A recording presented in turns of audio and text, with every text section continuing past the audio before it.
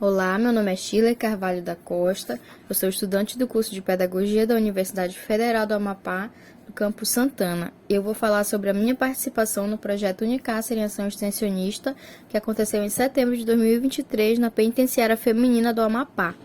Na ocasião em que o projeto foi apresentado para a gente estava cursando a disciplina Educação, Currículo e Cultura, ministrada pela professora doutora Miriam Mendes.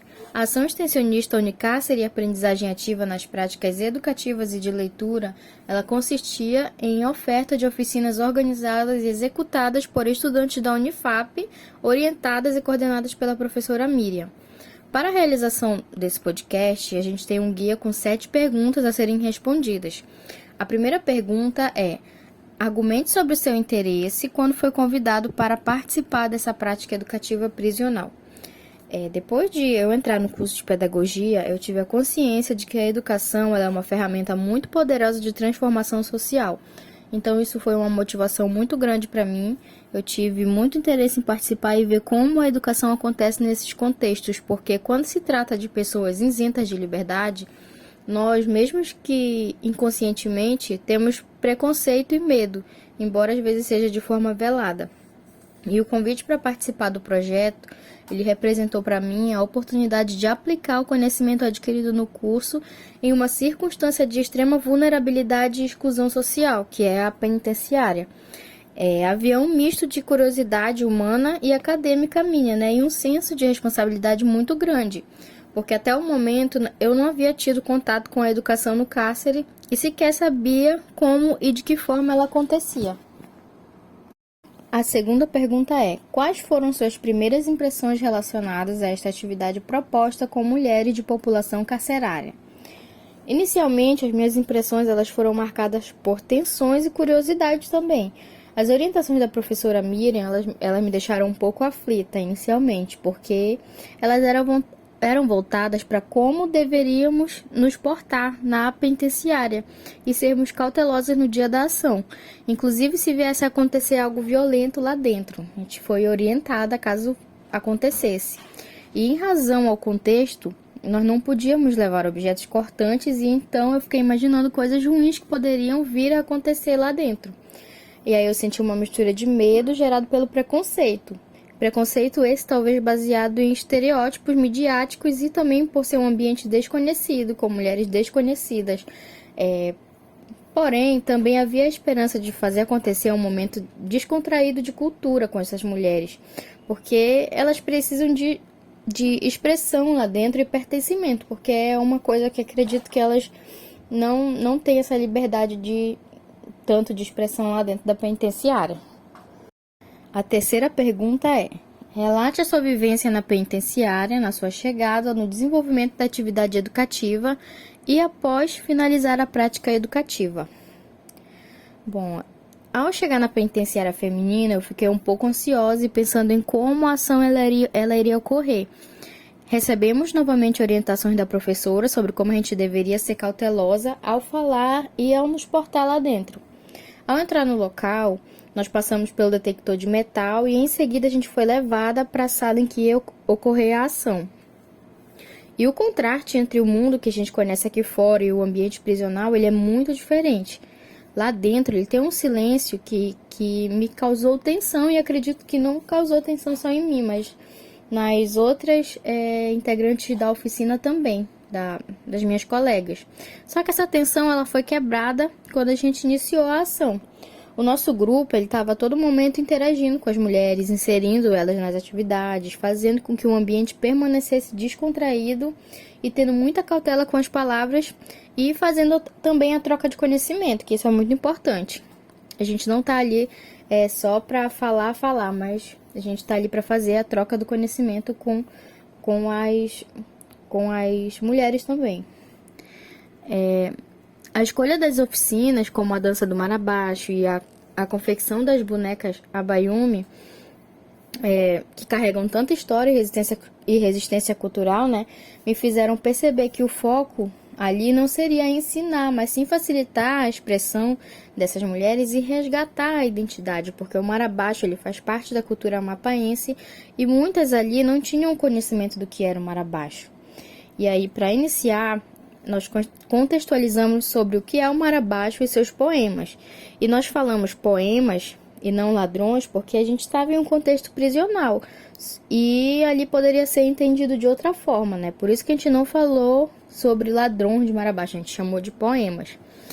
E aí, né, nessa contextualização, a gente falou da história, do resgate, né, do Marabaixo. E em seguida a gente fez a roda do Marabaixo com as mulheres, a gente produziu as bonecas Abayumi. E também nós fizemos amarrações no cabelo com tecidos utilizados por marabaixeiras. E essas amarrações nós fizemos sem utilizar corte, costura. Nós só levamos o tecido já para elas colocarem na cabeça, fazerem um tipo de amarração, porque a gente não poderia usar tesoura. Essas ações, elas permitiram que elas se desconectassem do ser uma mulher presa, ser uma pessoa presa, e voltassem a ser mulheres criadoras. No decorrer da ação, elas estavam sempre muito atentas na explicação que a gente estava dando. E aí, no final da ação, eu saí com a leveza de ter contribuído para esse momento, que foi um momento de humanização, e isso teve um peso muito grande na minha vida, porque eu tive uma reflexão imediata de como a arte, a educação, a cultura, elas são importantes como ferramenta de resgate de cidadania. Ao final, nós agradecemos pela colaboração e a troca de conhecimento, porque tudo ocorreu muito bem e foi uma oficina muito tranquila, e quebrou todo o preconceito que eu tinha enraizado pela sociedade em relação àquelas mulheres.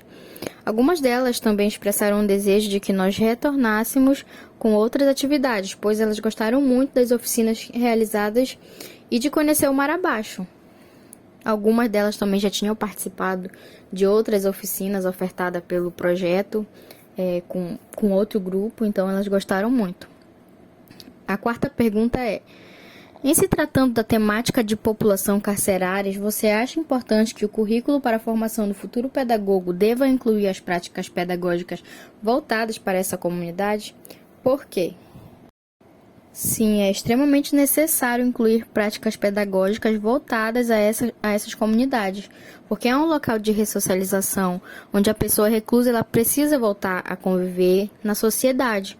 E como eu bem disse inicialmente, eu acredito no poder de transformação social da educação, então esses locais eles devem receber profissionais preparados e qualificados para lidar com esse contexto.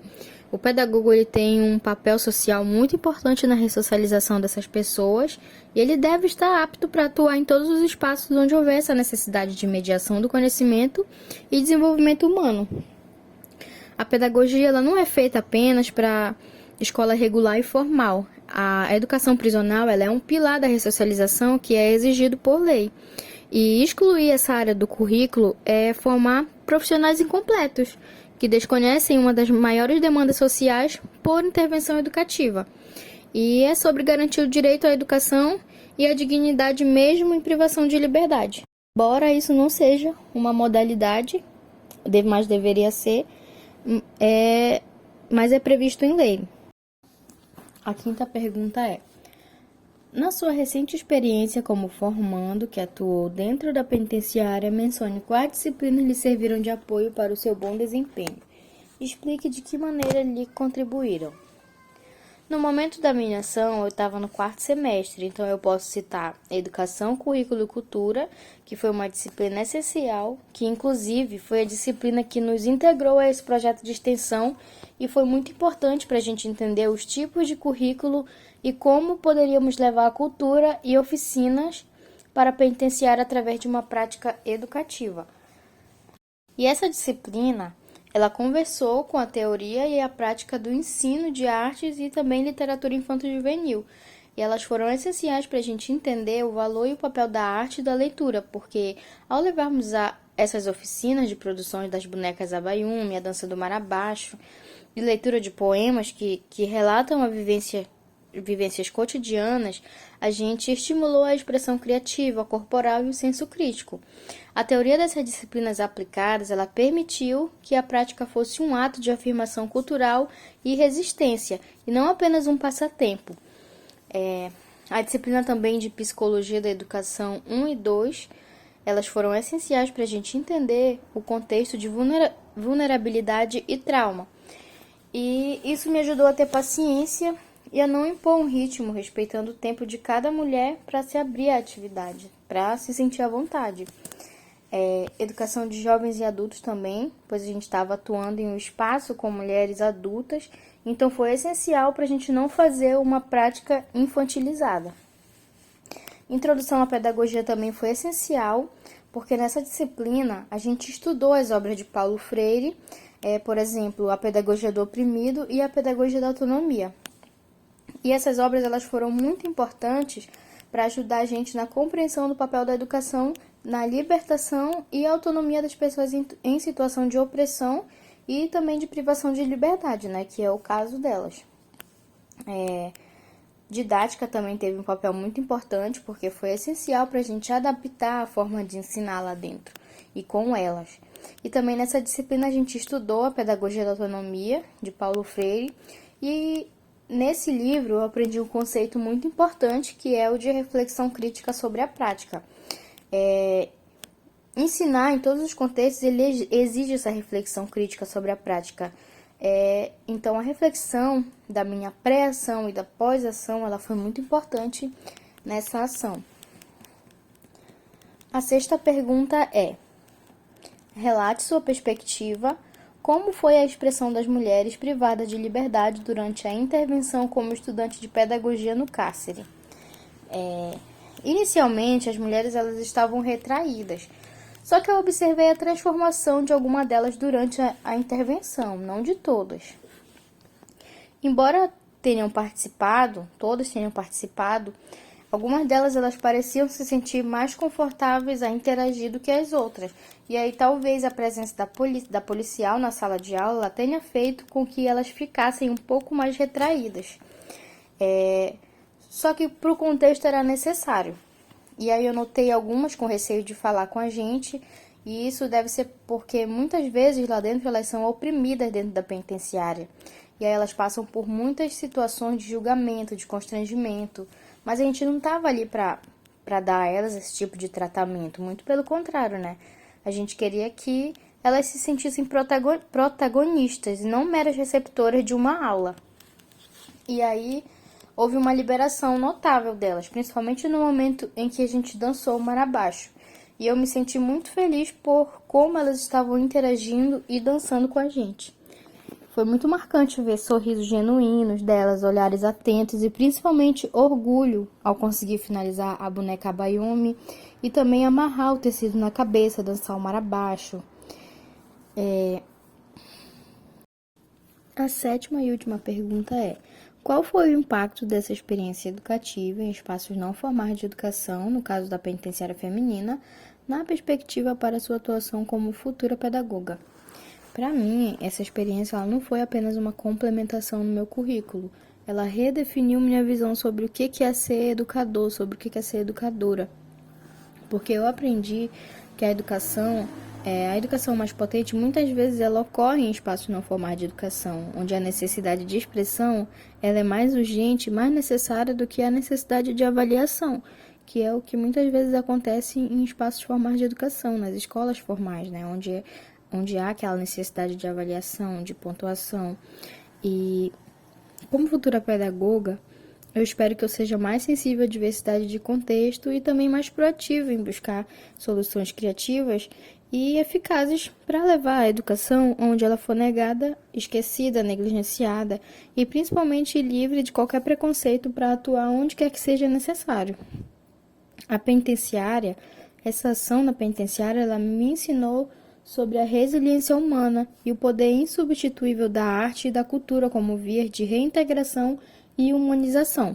Esse projeto ele foi muito necessário e ele teve para mim uma relevância social muito grande e que toca profundamente na função social da educação, que é ser transformadora. Obrigada.